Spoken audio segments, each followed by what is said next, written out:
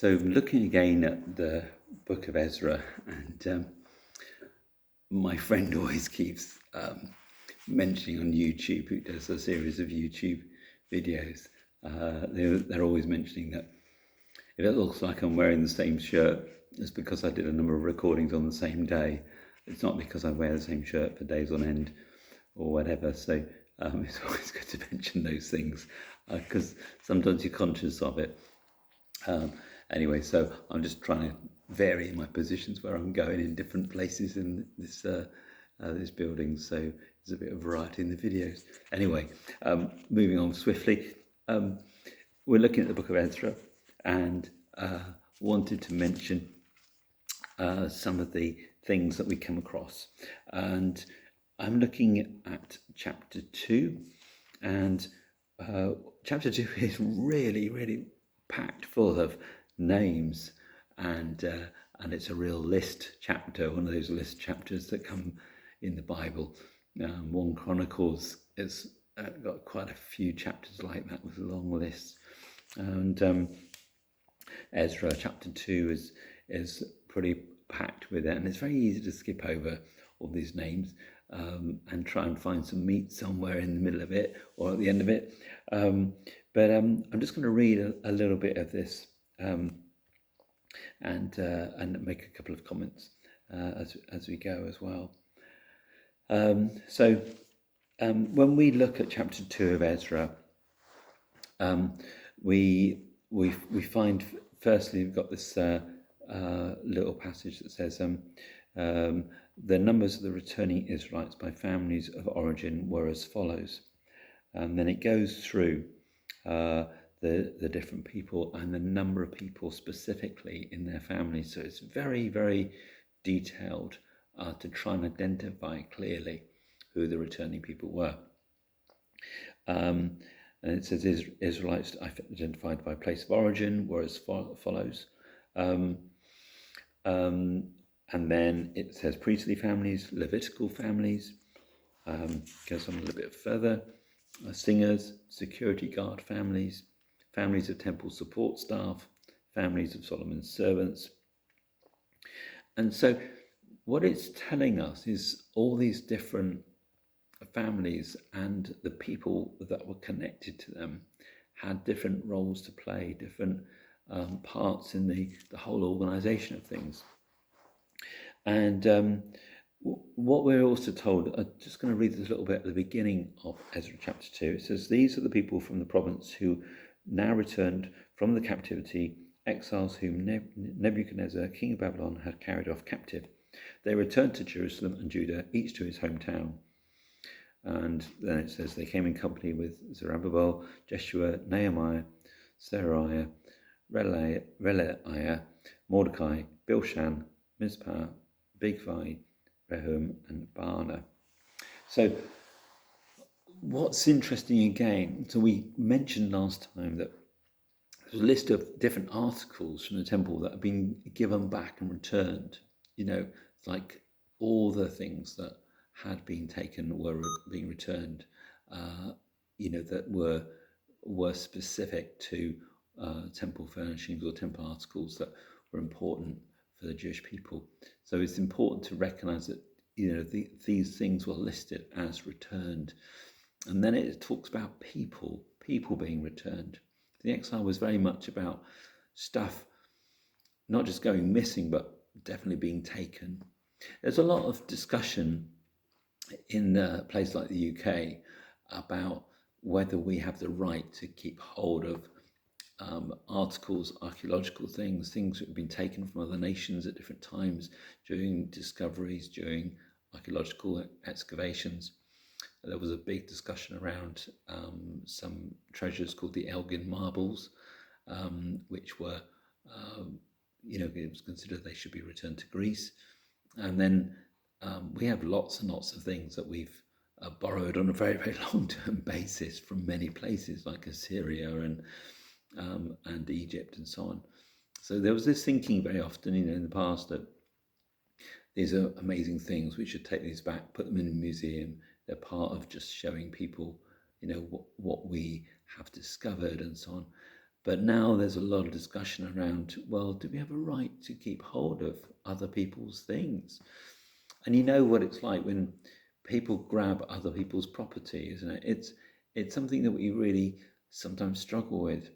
And whether that's land, whether it's articles that someone's borrowed, you lent something and they haven't given it back, all this kind of thing, things which we feel are a part of who we are, or part of what identifies us with a group of people, part of something that belongs to our community or our city or our nation. And possessions are a big thing. Possessions are something that can hold us as well, and can be almost a controlling force in our lives. And there's different cultural approaches to personal possession. I understand that as well. But there's an importance about God taking possession back of the things which are there to honour him, and God taking possession back of his people, and God taking possession, because ultimately he's the one who owns, who rules, who's the Lord of the universe, who everything has come from him. And everything the enemy does, we're told in the Gospel of John 10:10, that the thief comes to steal, kill, and destroy. But Jesus says, I've come to give you life and more abundantly. We know that it's almost like the enemies come and the devil's come and just come as a thief to take stuff that wasn't rightfully his. He says to Jesus in temptation, that here's the kingdoms of the earth, they're all mine, just bow to me and I'll let you have all this.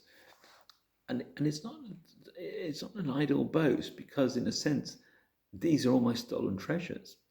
I feel like it's called the God of this world. It feels like it's got hold of possession.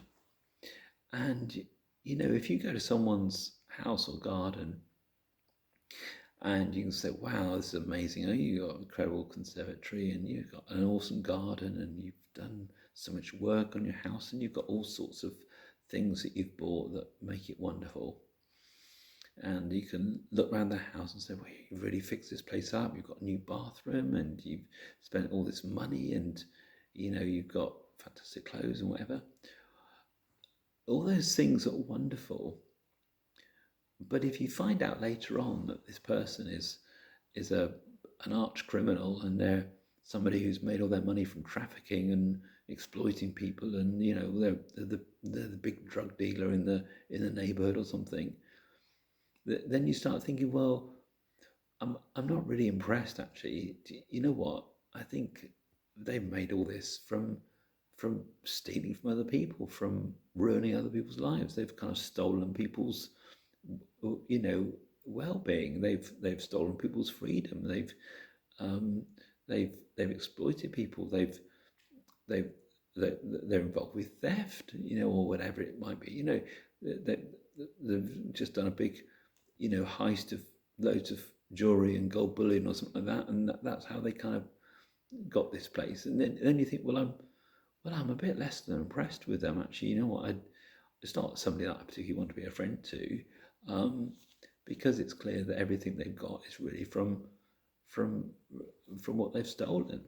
If they're a big money launderer or something like that, you're no longer impressed with them. Most people would think like they're somebody that we don't want their money around in our community. We don't want them exploiting and making other people's lives miserable and oppressing people. And you see, so the devil might impress people with how much power he may have, but it's always good to remember that the devil comes to steal, but Jesus comes to buy back. And the whole Bible is focused on this story of redemption, of taking hold. And there's a lovely song. I remember singing it in Oakland in California. I went to a black church with some friends. I was living over there for a while, and it stuck in my mind. It's one of those moments. I went to this really powerfully, lively black church, and I just remember them singing this song. I think as we were leaving, it's those memorable moments I'd had. I'll never forget the words, that chorus nor the tune. And because they could sing it with great gusto and move as well. And it was this song, I went to the enemy's camp and I took back what he stole from me. And there's something beautiful to rejoice about when we see how God redeems back. I've got a friend who works a lot with women who've been deeply involved with prostitution and so on. Frequently, of course, people get trafficked into prostitution. And there's nothing quite like a testimony where where someone has been redeemed. They've been released from that kind of slavery. They've been released from a miserable life. They may have got money out of it, but their life wasn't free. Their heart wasn't free. Emotionally, they weren't free, and they could actually have been, in modern day slavery as well. There's nothing like hearing their stories of people getting completely free because Jesus has redeemed them. Jesus has purchased them by his blood. And it says that in Revelation, doesn't it, that he purchased men for God from every tribe and language and people and nation, and made them a kingdom and priests to our God, to serve our God.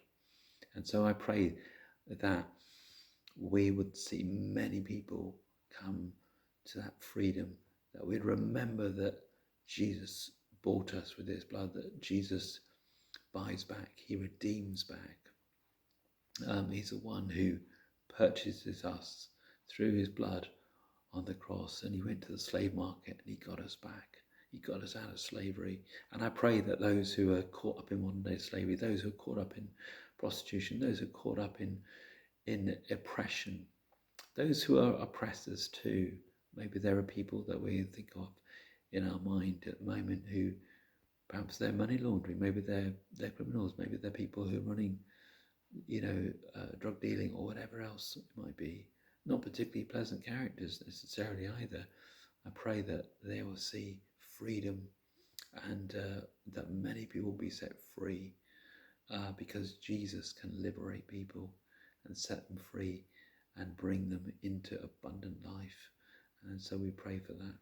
And we ask, Lord, you would give us that passion to see the enemy's camp invaded, and with Jesus helping us, we will go to the enemy's camp and take back what the enemy has stolen from us.